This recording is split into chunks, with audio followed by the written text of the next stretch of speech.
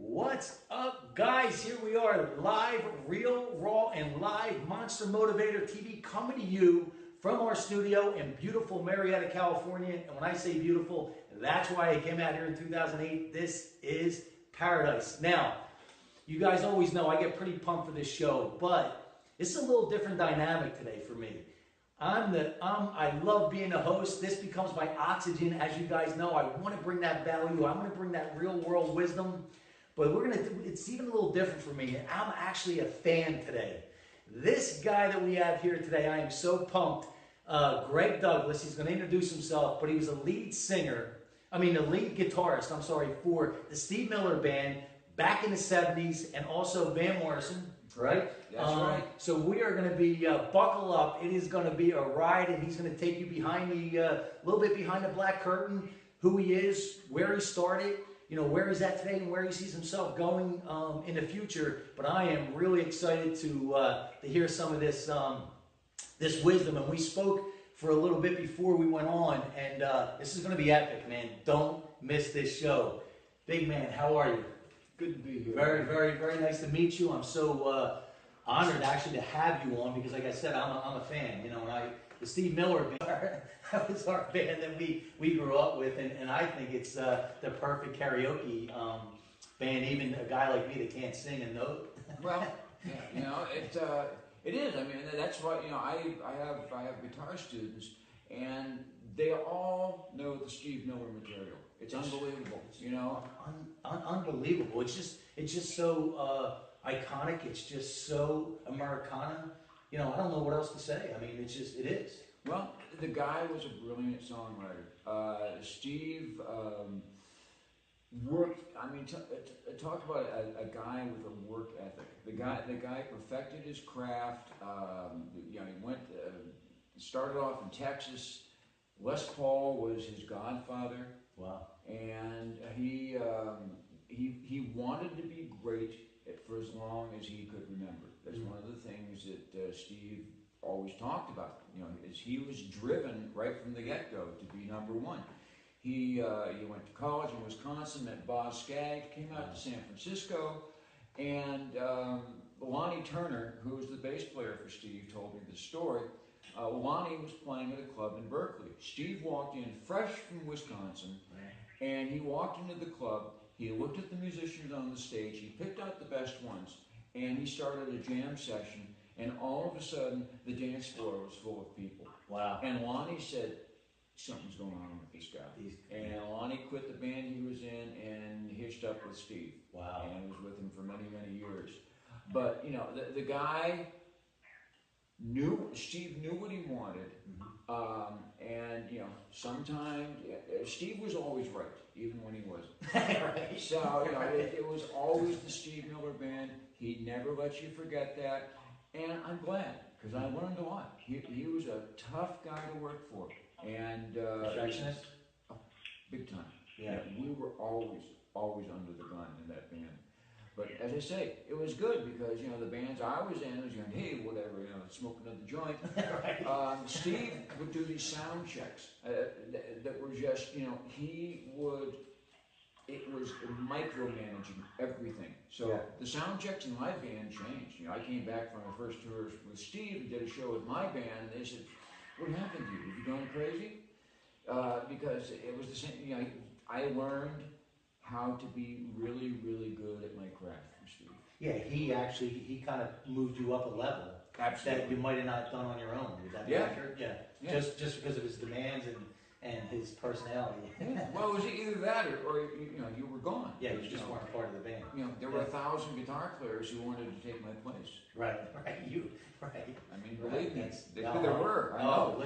Right. And back in the 70s, like we talked about, middle 70s, you guys were it. I mean, you guys had a window that you were it. So, but I know let's go back a little bit. I know you're a California guy, right? Yep. You're born and raised. Hold on one second. Marion, can you hear us? Yes, I do. Okay, we have a lot of background noise. I'm not sure if there's something on. Is there something on? We have a lot of background noise. I know. I'm a little bit closer to you guys. Okay. No, it sounds like is there something on where you're at?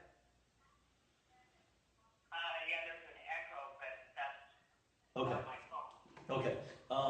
This is our secret helper, by the way. This is the genie that lives in the bottle. That's right. That's right. You remember the Charlie's Angels? Yeah, this is it. We just did it in reverse. That's right. Okay. And I'm not even trying to say we're angels. No, guys, as you'll find out. We will get struck by lightning if I even go there. So, where were you born? Where were you born and raised? I was born in Oakland, California, and I grew up in Walnut Creek, California. Okay. Which was a tiny community back then, 90,000 people, and just a great place to grow up. Okay. So you had a good childhood. Yeah, basically, I grew up in the 50s, where the Eisenhower years, where we were flush after the war. We were the most powerful nation in the world, is unquestioned. The economy was screaming, and I was part of that post-war orgy of sexuality called the baby boom. Right. And but there were problems under all that Leave It to Beaver stuff. I grew up in a household. My father was a workaholic. He was a good guy, and I learned a lot from him. But my mother was a screaming alcoholic. So it was a hard household to grow up in, because I never knew what was going to happen next. It was so volatile. And when you say the Leave It to Beaver time, I love that you said that, because again, that white picket fence. But when you go beyond that white picket fence, right, then you really get to see really what it is. And I think, and you tell me if you agree with this, at that time, everything was just slipped under the rug. Just ignore it, and hopefully it goes away. But obviously, as you know, it manifested, because that's the way it is. Would you say that's pretty accurate for that time? Yeah, there was a movie, a David Lynch movie, where they showed this beautiful suburban area and this big green lawn, and then the camera went underneath the lawn, and there were all these bugs and centipedes and crawling insects, and that's what it was like. Everybody on our block, man. Now the concept of alcoholism and addiction is a totally different animal. Right. Now it's much more easy to be candid about it. It's much more easy to get help. Yes. Back then it was shameful. Yes. And you were morally unfit to be around other people if you had an alcohol problem, or God forbid, a drug problem. If you had a drug problem, And Marin, I'm going to try and call you back, because we have a lot of background noise. Okay. Yeah, and like you said, very shameful, and now, God forbid, it's a parent, right? So now they're going to be judged as a parent, as as an unfit parent, or whatever. Like you said, it's a lot of judgment and a lot of shame, and that's a toxic combination. It is indeed. It's a toxic combination. Let's just see if I can get her back on. Hopefully we can get rid of that. Get rid of the. Because I know we have some people jump on, and I'd love to acknowledge them, and I know they're going to have a lot of questions for you. Okay. But overall, were you always did you always love music? Yeah, I love music right from the get-go. My first musical memory is strangely enough, I just remember I would play his records over and over. He was kind of like the Frank Zappa of the 1940s. Okay. Very funny guy. And then I remember the first rock and roll record I heard was Get a Job. Sha-na-na-na-na. I heard that on our radio in my mom's kitchen. It was like, wow, what's that? And Johnny Cash, I think the same month I heard I Walk the Line for the first time. And how old were you? I was 7. Wow. It was an explosion. It just, the great thing was, our parents hated it. Right. Made it even better. So, I existed through the birth of rock and roll. I got to see it happen.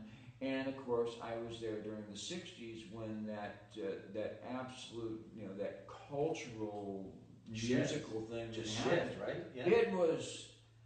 I grew up near San Francisco, so I was there. I was there at the Fillmore. Wow. When all that stuff started taking effect. I mean, that was the epicenter, right? It was. Yeah.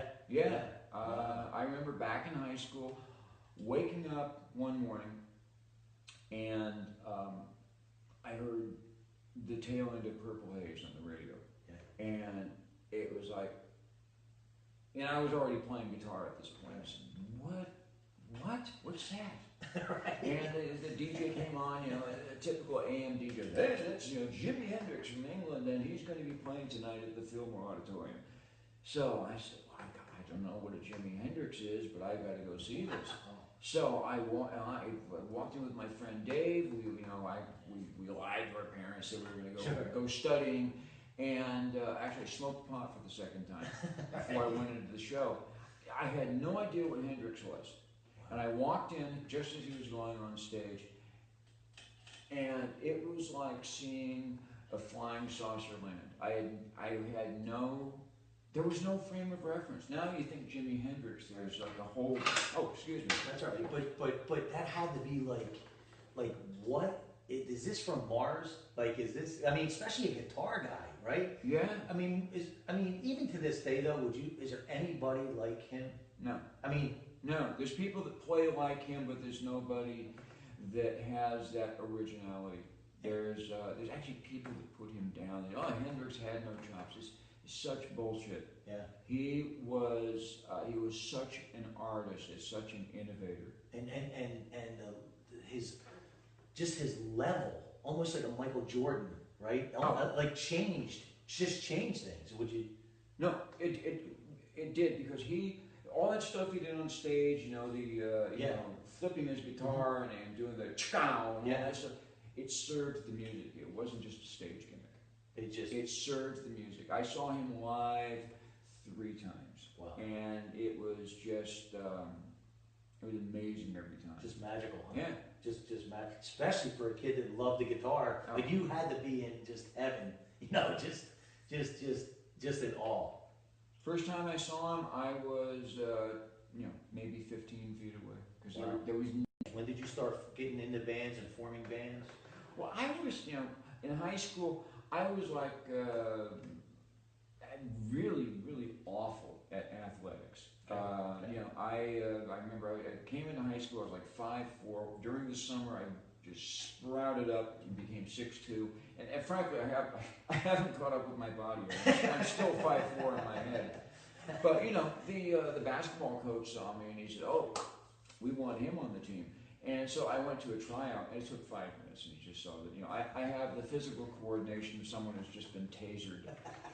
So it wasn't pretty. Right. So you know, Dave, I took up guitar as kind of a desperation move. Okay. I said, you know, well, there's a world full of women, and they ain't looking at me. Right. And I mean, this is so unartistic, but it's true.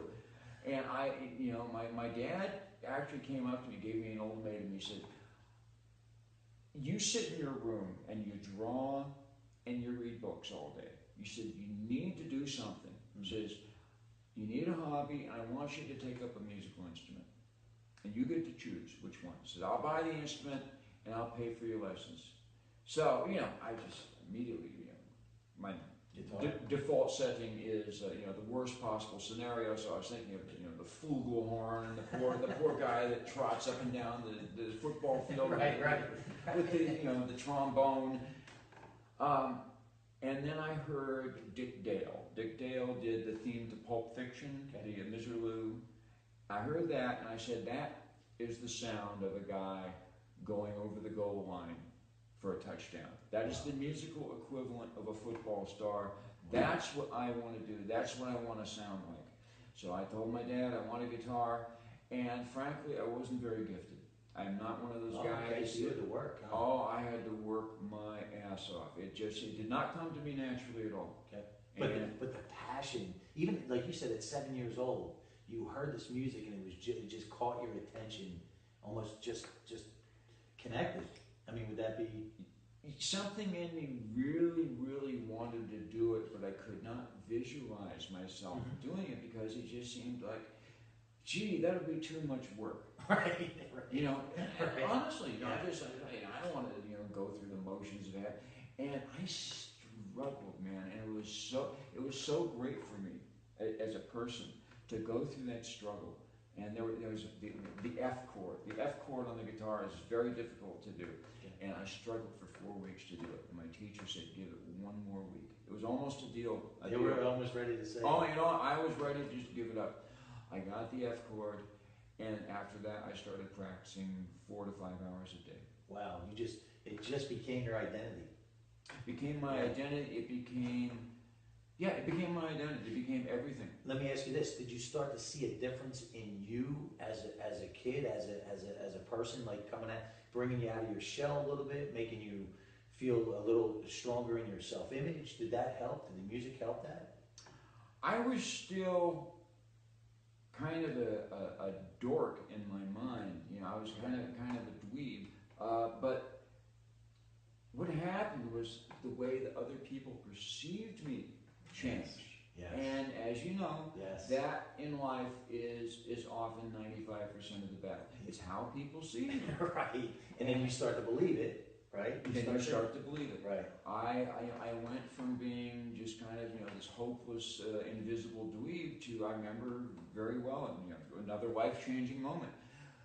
I joined up with a band that was pretty good called the Virtues, and we all bought. The Beatles were big at that point, so we all bought the matching gold suits, and we did we won so many battles of the bands that we were taken out of competition, and we were the special guests at the Battle of the Bands. The curtain opened, we were there in our gold suits, and about 500 girls went crazy. They started screaming, and it was just like, okay, right? that's it. This is a no-brainer. Yeah, goodbye college. Right. I was ready to be a psychologist, and that incident changed it. And I saw a group called the Yardbirds play live, and a guy named Jeff Beck, who is still my favorite guitar player. Yeah. And he fried me. That was it. That was what made it. That's a done deal. Yeah. I said that's who I want to be when I grow up. And I'm still waiting. You're still waiting to grow up. Me too. Me too. But what I like about your story, and I love about your story, is it always goes back to the same thing. Is there's going to be people out there looking, saying, you know what, he got lucky because he got the guitar and he started to work on it and it worked out for him. But no, not really. See, you went after your passion, right? You could identify it then or not, right? Well, you maybe couldn't even define it then. You found your passion and it didn't become work. Right. Once you got to a point, 4 or 5 hours, right, before you learned a guitar would have been like, are you crazy? You want me to do 4 or 5? But once you got past that point, it just became you. So 4 or 5 hours probably went like that. Absolutely. And if I missed a practice session, I felt terrible. It really that was my first addiction. Right. Was practice. Right, and the guitar. Yeah. I couldn't wait to get on the guitar so I could, just break the code of that new song, or find out how this guy did that. We didn't have all the YouTube and all that stuff back then, so you had to figure it out on your own. And it was. I'm glad because I really had to get clever a few times. So and you were in your zone. Yeah. You had to be like completely in your zone. Yeah. When you're up there. Is there a difference? Do you have a different zone? This is interesting. I want to know this because you were at such a level. Was it a different zone practicing and then being actually on stage and being in a big venue? Absolutely. Different zone? Okay. Yeah, I viewed practice as getting your nervous system in shape to go out and do live performances. To that level, huh? Because what you want to do is you want to be able to play your ideas. Okay. And the more you learn, the more ideas you have, the more complex the ideas become. But you have to be ready to play them. So that's why, even now, I still practice every day. Oh, do you? Because there's always room for improvement. Wow, that's very cool. Yeah, it's true because I have a saying: if I miss one day of practice, I notice it. Wow. If I miss 2 days of practice, the rest of the band notices it. If I miss 3 days, the audience notices. Wow, that much, huh? Yeah, you gotta stay on top of it. That is. I would have never guessed. I would have never. never guessed. I mean, obviously you always want to improve, but I wouldn't think like a 3-day window would be that big of an impact for how long you've been doing it and the level that you did it at. That's pretty interesting. Yeah, well, That's pretty interesting. Yeah, there's times when I miss practice, Sure. and it's usually only observable to me. Right, You know? right, because you're so dialed in. Yeah. Marion, do we have anybody, or can you hear me? Yes, I can. Okay, it looks like we have some people jump on. Yes, Dawn Glettner Shutt, and she says, Swingtown, baby. Say what? Swingtown? Swingtown. Swingtown. Okay. Yeah. All right. Do you know what that means? Yeah, Swingtown is one of Steve's big hits. Oh, Swingtown, the song. Yeah, Oh, yeah, Swingtown, yeah, yeah. absolutely. And were you a co-writer on Jungle Love? I was the co-writer on Jungle Love. That's right. Co-writer on Jungle Love. We got here on Monster Motivator TV. Who else do we have, Marion? And Ann King, Garrett, this is awesome.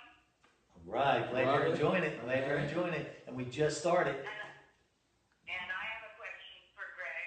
He Okay. mentioned the Battle of the Bands in the Bay Area. Was that at Fillmore West? One was actually, yeah. We were at one Battle of the Bands at the Fillmore, which we went down in flames to some group from Daley City. Wow, really? Yeah, that was one of the they didn't have too many battles of the bands there because the scene was a lot more hip, and battles of the bands were kind of considered a suburban thing, but Okay. Yeah. Anybody else jump on right now? No. Okay. So now you're starting to move into this world full time. You're in a band, or you're making money. You're doing this full time. What happens now? well, what happened was I got out of high school. I had some money set aside to go to college. So I went to UC Berkeley, Okay. and I studied psychology. And I did that for 2 years. It was very difficult to balance school and balance the band because we changed the name of the band from the Virtues to Country Weather, which basically the name change coincided with the fact that we were all starting to smoke pot, Right. and the Virtues was horribly unhip. Right. So we did Country Weather, and we started to play out at. She was talking about the Fillmore. We played the Fillmore. We played a place called the Avalon Ballroom. These were the big places. These were the places where people aspired to play, and we were getting those gigs. We had a great manager, a guy named Bob Strand, who really believed in us. He was a go-getter. He was a swimming champion, Wow. and he took that motivation and drive. He put it into the band. Without him, we would have been just another band. Right. But he really did a number. All of a sudden, I was playing on bills with Jeff Beck, my Wow. hero. I had to go Wow. on stage after him, and talk about soiling your diapers. Talk about Lord. pressure, huh? Yeah, man. Yeah, Wow. big time pressure. I don't remember a thing about playing that set. But we were playing with Jeff Beck, Sly and the Family Stone. Wow. 10 years after, when they were at their peak, they were playing with weird things like Flat and Scruggs, these bluegrass guys who did the theme to the Beverly Hillbillies. That was Flat and Scruggs. Okay. Yeah. Oh, those poor bastards, man. They were backstage at the Avalon Ballroom. They're all dressed in their nudie suits, their country western suits, and they're all these pot smoking hippies. And they looked around like some aliens had landed on their planet. But it was a great time, man. Wow. Because as I was a recovering dork, and I just all of a sudden there were all these women, and it was great. So you really use the guitar like I use a puppy, right? See, when I have a puppy, I seem to attract the women. When you have a guitar, you attract the women. See how that works? We have to figure it out. Yeah, I was actually thinking the other day, man. About my how do I put this delicately? Well, my sexual liaisons in the past, and all but one involved the guitar. Really? It just All but one. there's a common denominator, huh? Yeah, and there were a lot of them, man. It was the '70s. There was no age. There was no stop button. It was just full on. And you were, as we're going to get to, you were at the level of levels. So that had to be just full on gas pedal to the floor for a real long time. It was pretty crazy. I mean, it had to be. How long of a window were you with Steve Miller? I was, okay. Yeah, I'll give you kind of a quick timeline. Yeah. So Country Weather started in 1968, went to 1973. Okay. I formed a band called Mistress, which was a power trio, and I really started to hone my craft in that band, got better and better and better. People took notice. All of a sudden, I was the hot shit new kid, and got a call from Van Morrison's people, and went on tour with Van, who was just I found him to be a lovely guy. People have found him to be difficult. Van and I got along just fine. Okay. Then, how long were you with Van Morrison? I was just with him for a few months. Okay. But you know, he changes bands like most people change their socks. Yeah. So, but it was fun. It was a great experience, and you know, I'd love to play with him. Van, if you're listening, right? yeah, Remember. Call me, buddy. So, anyway, I was, you know, with just a succession of bands. I became kind of one of the go-to guys as far as a guitar player. I started doing a lot of session work. And I played with a band called Hot Tuna for a while that was a spin-off of the Jefferson Airplane. Oh, wow.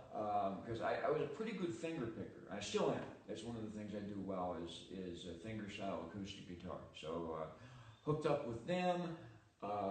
That didn't work out. So I was kind of, as they say, at liberty. And I was working with Lonnie Turner, the guy I was talking about, the bass player in Steve's band. And I had a guitar riff sitting around that I had used in the band Mistress that somebody had written words to that were subpar. They just weren't happening. Then Lonnie had some words that he had written for Dave Mason. Okay. Kind of this Dr. Seuss on LSD set of words. It was Jungle Love. Oh. So we put the two together, made a demo. And this was just such a showbiz story, man. He made a cassette tape, gave it to Steve. He was just finishing Book of Dreams. He needed a hot rocker to end the album. He heard the song.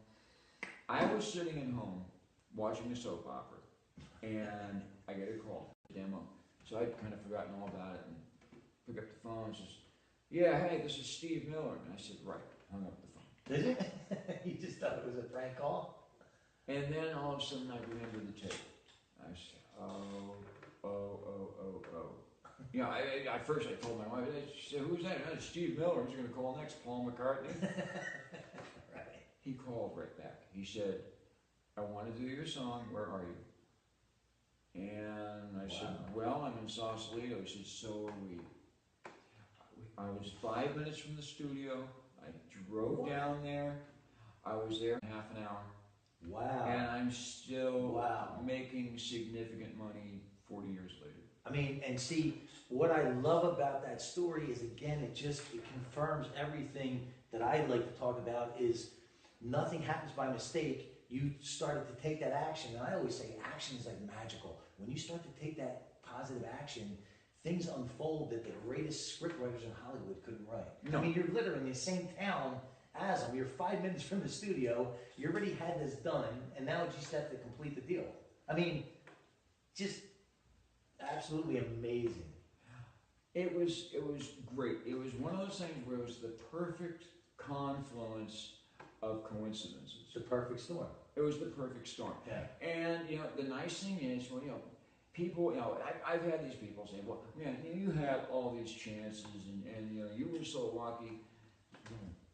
No, you know, when push came to a shove, I was given the chance. I stepped up to the plate, and not only that, you were given the chance because you did the work before. Absolutely. You set so there's no luck involved. There's no oh my God, look how everything aligned. Yeah, everything aligned because you kept moving forward. Again, whether you could define it then or not, it's energy, right? Quantum physics tells us that energy is. I went from playing crap gigs to playing for 100,000 people. So that day was your turning point with Steve. Did you? With Steve, yeah. Well, what happened was shortly after that, I got a call from his manager, and he said Steve is going to be doing some videos. This is before they had MTV. Yeah, I know that, right. Yeah, they would do videos they would show them before movies over in Europe and Japan, just like we showed cartoons. Oh. So he said, one of the songs we're going to do is your song, Jungle Love. Wow. So we need you to come to Los Angeles. So I flew to LA, show up, there's a full film crew in this big studio, and we cut Jungle Love, and I started to pack my stuff up, and Steve said, no, I want you to stay around and play on the rest of the stuff. I said, well, I've never, I never played one of the tunes, I never heard one of the tunes, one of the tunes was Rockin' Me Baby, the other one was Big Old J. Liner, which I'd never heard, wasn't released. He said, just get up and do what you do. In the meantime, the film crew's going. There's lights on me. Wow. It was like, wow. Yeah. I really have got to do my best not to screw up here. So they say this is called life threw you in the deep end of the pool, right? This is absolutely it, man. Right. And I just, I said, well, let's go for it. And I did great. I used that insecurity and that fear, and I used it as fuel to do really well. I turned it into adrenaline, and I see, there's still a video of it somewhere out there. How do you think you were able to do that? Because most people, they go the other way, right? They close up, they second guess themselves when the light is on. How do you think you were able to do that? It's like a muscle. It's a muscle that I learned to use from doing all those crappy deals. Yep. And dealing with all, those lunatics out there in the audience and people shooting each other, and I mean that literally. Right. And it was like a muscle that was in the back of my head that I had learned to use. And I said, I gotta use it right now. It was just, I know it's hard to describe. It's because I learned to do it. You were conditioned. I was conditioned. Life put you through those boot camps. You made it through. It's like a soldier, right? They go through boot camp so then they can be second nature when the heat is on. And if I was a guy who played guitar in his garage, right, his whole life, and was the best guitar player in the whole world, he would have gone into that situation. He would have folded, right? Because he would have been out of his comfort zone. So I'm so glad you went there because, and here's why, because your real world experience trumps any classroom, any book, any teacher, any professor, any garage, right, that you can come up with on a daily basis because you were literally in it, and that's wisdom. That's wisdom, and that trumps it all. I love that. Well, you talked to me earlier about not finishing high school. We're all in school every day. We're life, students. this is the university of life, and some people learn and prosper, some people don't. Yeah, and some, life, sometimes they have to drop like a brick on your head to learn. It's for whatever reason. I always had to drop a cinder block on my head. I've had those moments. I learned. So now you're full on with the Steve Miller Band in the 70s. How was that world? Do you remember? I remember it vividly. Okay. No, it was. I was a little out of hand on the road, man. Unfortunately, and this is where drugs come into the picture. Right. Right before Steve hired me, I discovered the drug heroin. Oh, right before? Right before I got into the big money scene. Wow. So that was a bad confluence of coincidences. And unfortunately, I developed a marked fondness for the stuff right out of the gate. Just it had you, huh? But yeah, it had me big time. Okay. But I managed to put up appearances. I managed to get up on stage and do well. I was with the band for close to 4 years. Okay. And I was never fired from the band. The band just stopped working. Yeah. And But yeah, it certainly made my life more difficult, and it made, You were in that. It had you for Yeah. how long of a window? oh, I just recently was out. Really? Yeah, just Okay. recently that I shook it. Wow. It's been a very difficult battle, but I tell you, and I'm not condoning drug use in any way. I wouldn't trade my experience for anything, because I've met some people and gone through some experiences through my addiction that I never would have done otherwise. How about that? And I consider myself a much wiser person. Right. How about that?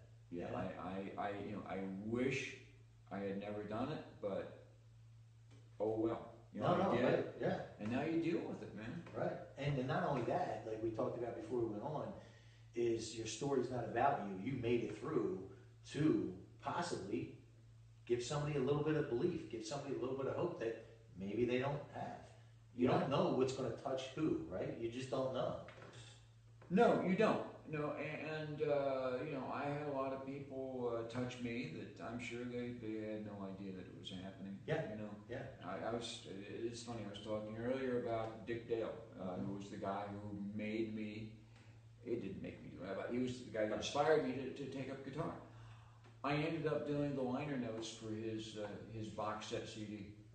Just, another coincidence. Wow. I learned that I had a gift as a writer by doing that, and that's, Enjoy that? I love it. I write You do? articles, Yeah. write articles for a film magazine called Film Facts, Okay.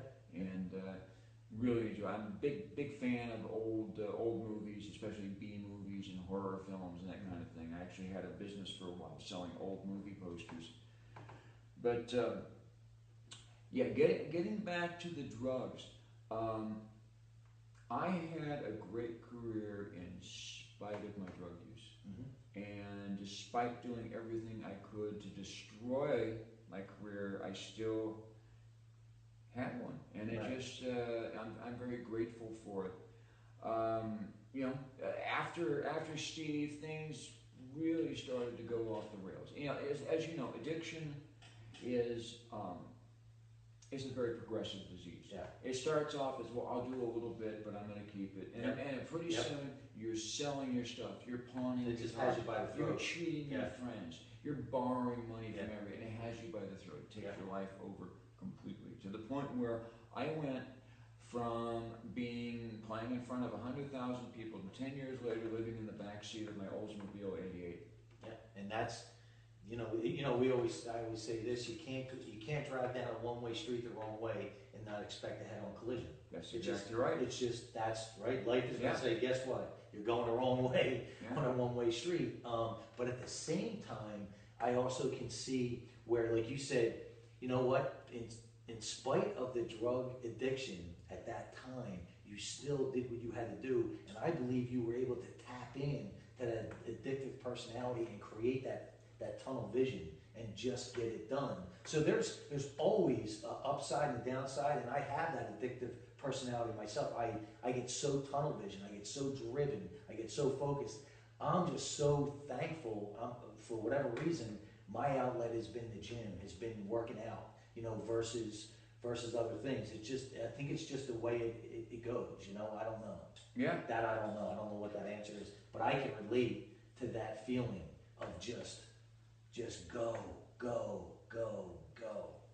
Well, I think some people are born. I think it's like 10% of people are born with an addictive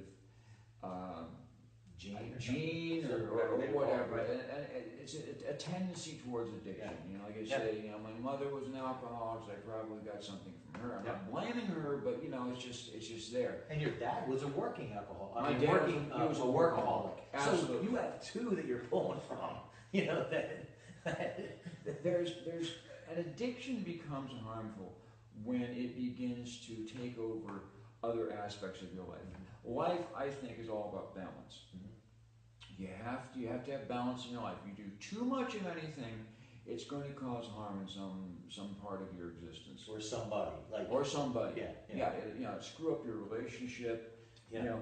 Now, through the work I've done in various recovery places, I've learned to appreciate things I've learned to appreciate my life.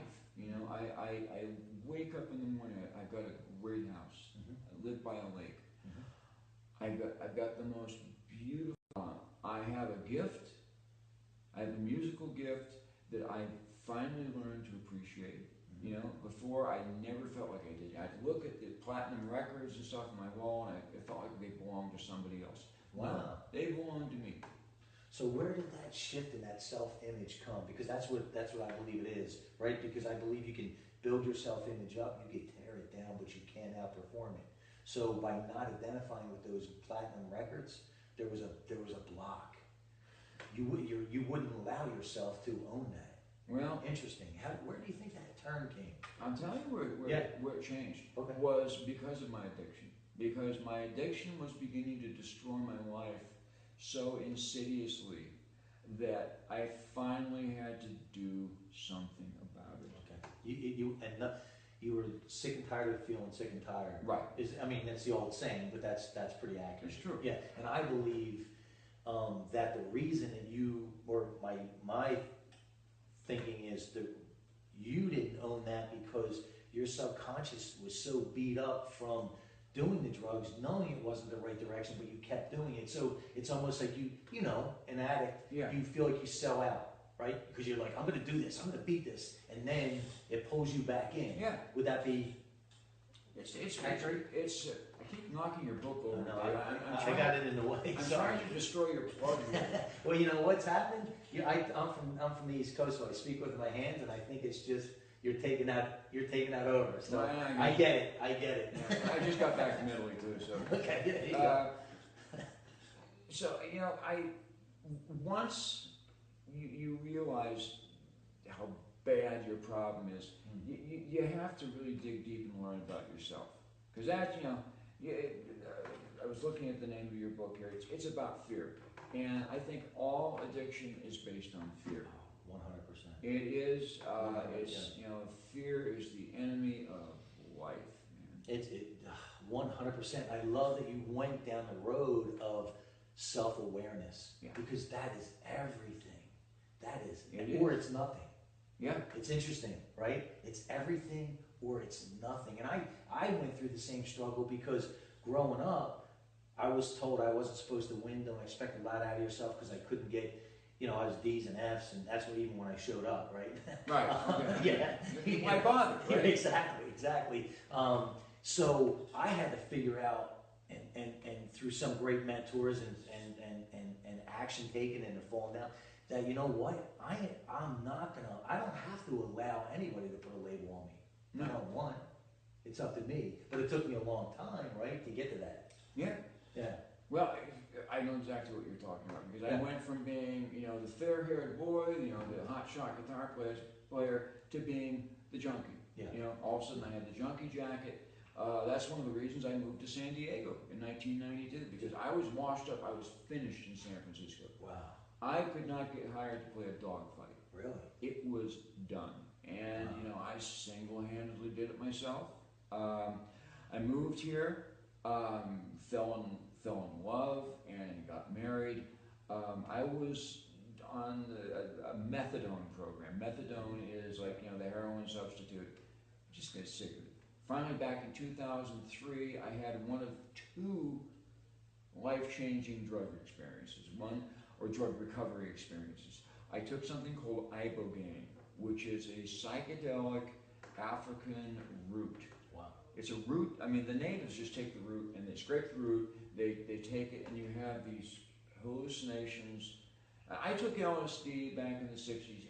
Hated it. Just wasn't awful you. drug. 1,000 questions and 0 answers. Right. I took ibogaine. And I had a 12-hour trip. And I'm not a religious person, Dave. Right. But I felt that God was showing me that I had been living my life in darkness by taking heroin. And it showed me this movie of civilizations being born and universes exploding into being. Wow. And it just... what I came out with, and this stays with me to this day, is what a miracle it is to be here at all. The chances of us being in a life-affirming or a life-sustaining planet. Yes. Hello. Right. You know, this is our big chance.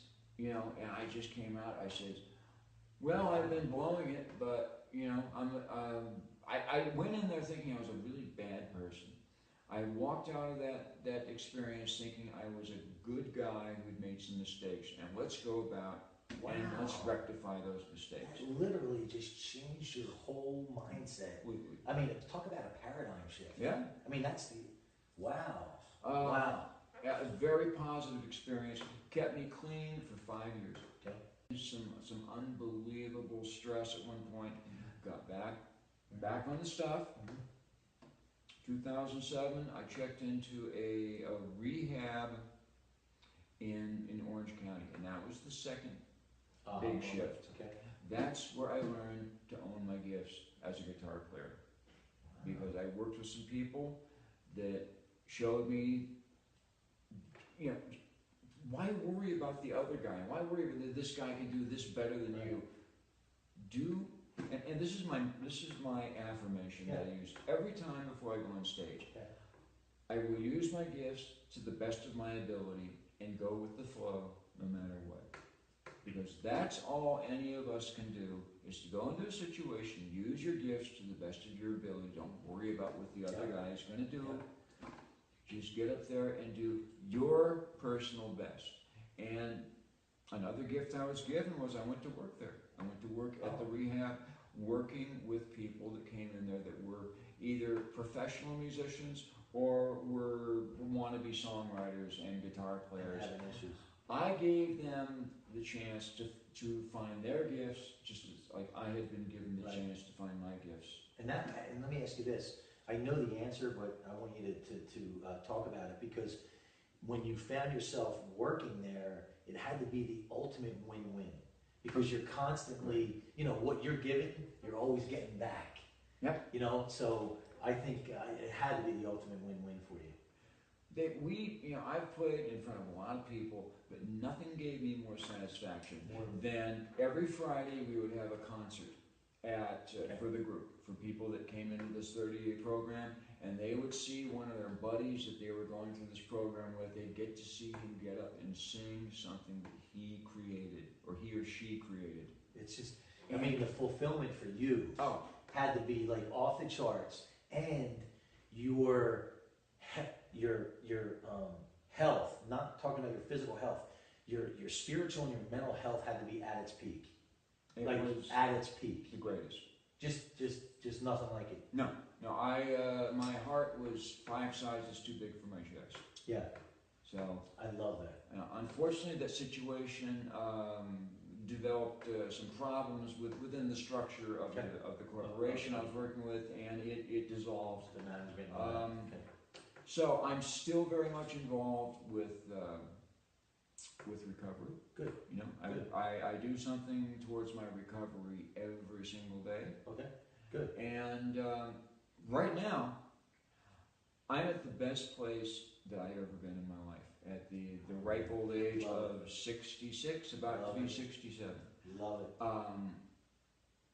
As I said before, I wake up every morning and I look at my situation. I said, what could be better?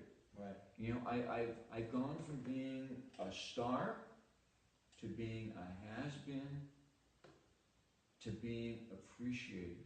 Right. Right. And I feel truly appreciated for the first time in my whole career.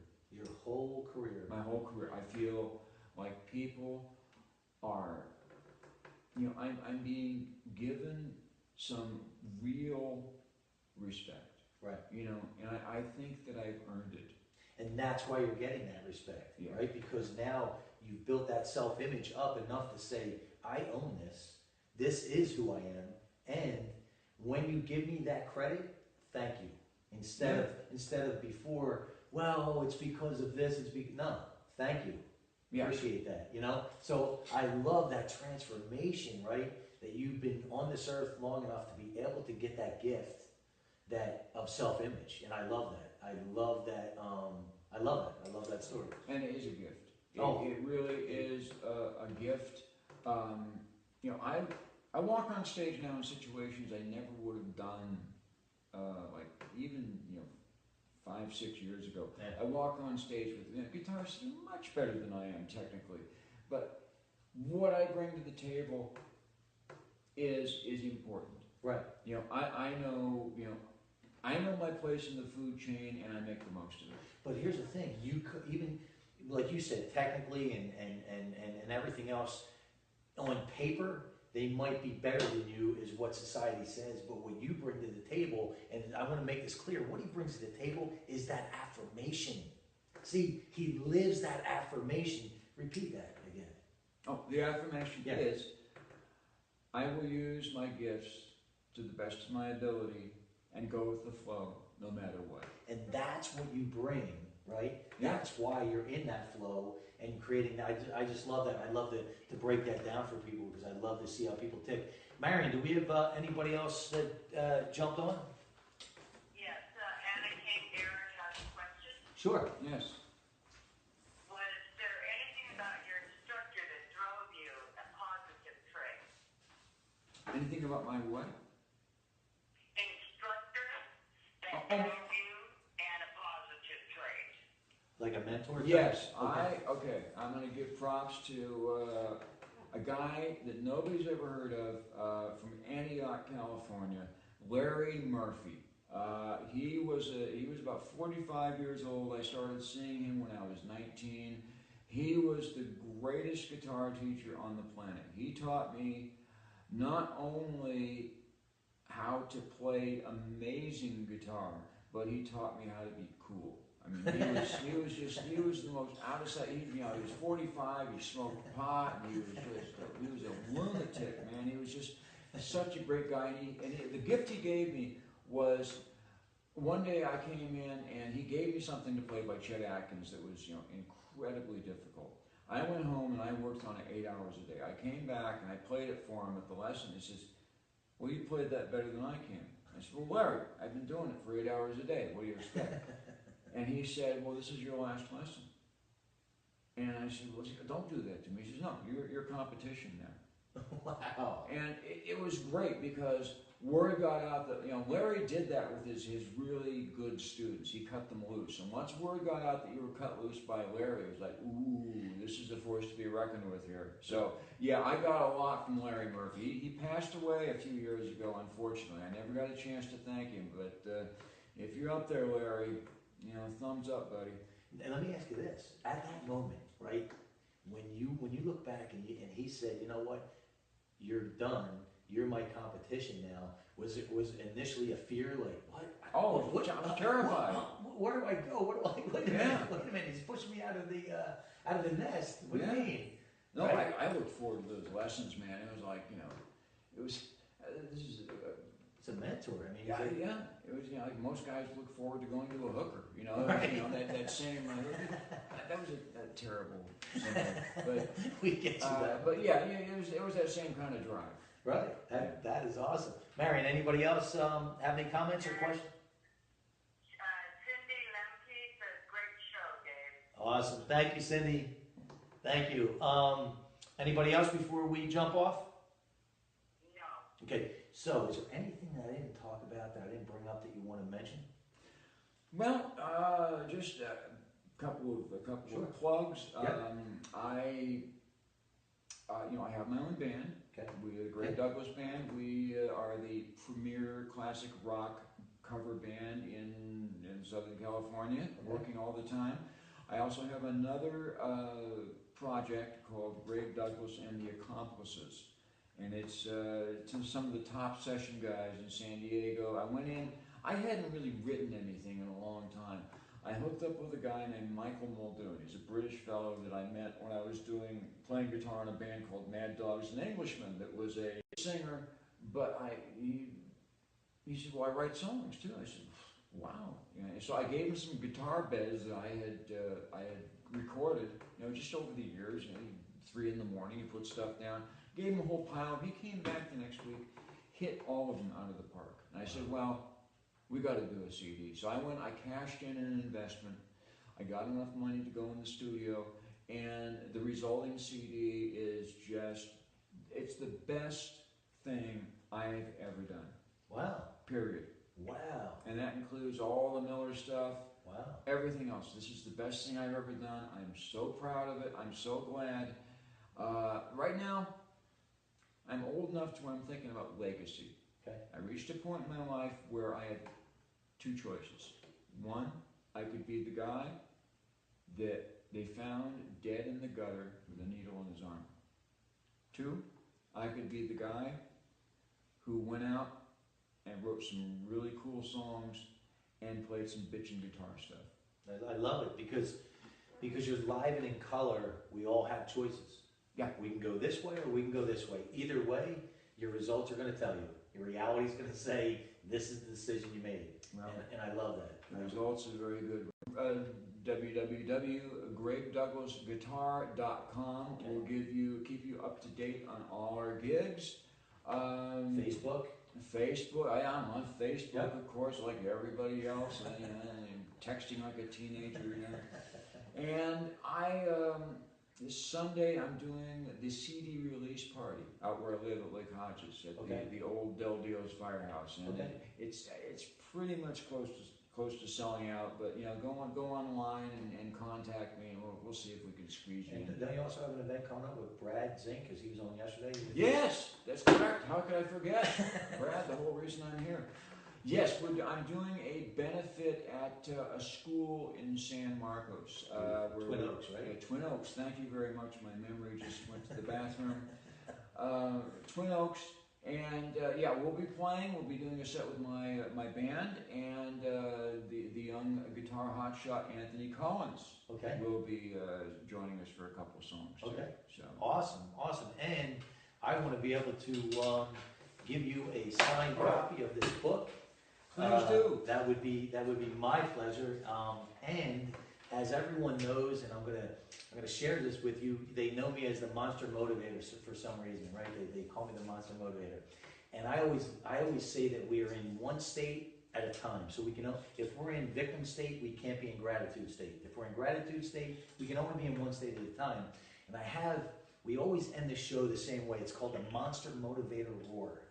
Now, the sound is just as important as the pose, and the reason I do this is because you want to be in a certain state. This puts you in such a powerful state. And I also say, and I know you agree with this, we have choices, right? You can live your life purring like a kitten or roar like a lion, and I want to roar like a lion. Gotcha. So here's how it looks. Ready? Okay. On three, we're going to do 1, 2, 3. We're going to go, ah! I got That's you. the Monster Motivator. You're going to kill it. Okay, On three. I've been waiting a long time to do that. On 3. 1, 2, 3. My man. All right, Dave. Thank you. Thank you.